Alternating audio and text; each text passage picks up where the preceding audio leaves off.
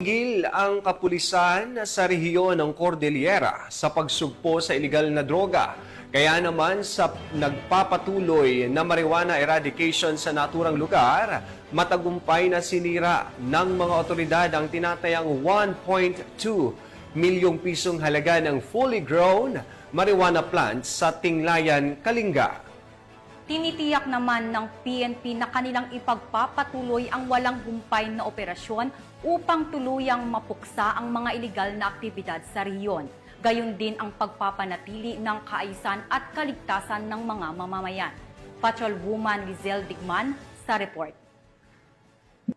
Resulta ng mas pinaigting na kampanya ng Police Regional Office Cordillera Administrative Region laban sa pagtatanim at pagbebenta ng marijuana na diskubre at sinira ang tinatayang 1,200,000 na halaga ng fully grown marijuana plants sa Tinglayan, Kalinga nito lamang ika-28 ng Hunyo taong kasalukuyan. Ang matagumpay na operasyon ay ikinasa ng 1st Kalinga Provincial Mobile Force Company, Tinglayan Municipal Police Station, Provincial Drug Enforcement Unit ng Kalinga Police Provincial Office at ng Philippine Drug Enforcement Agency, Kalinga. Ang operasyon ay nagresulta sa pagkatuklas ng isang plantasyon ng marijuana na may tinatayang lawak na 600 square meters at may nakatanim na 6,000 na piraso ng fully grown marijuana plants na nagkakahalaga ng tinatayang 1,200,000 pesos standard drug price. Bagamat walang nahuling cultivators, agad na binunot at sinunog ng mga operatiba ang lahat ng marijuana pagkatapos ng kaukulang dokumentasyon.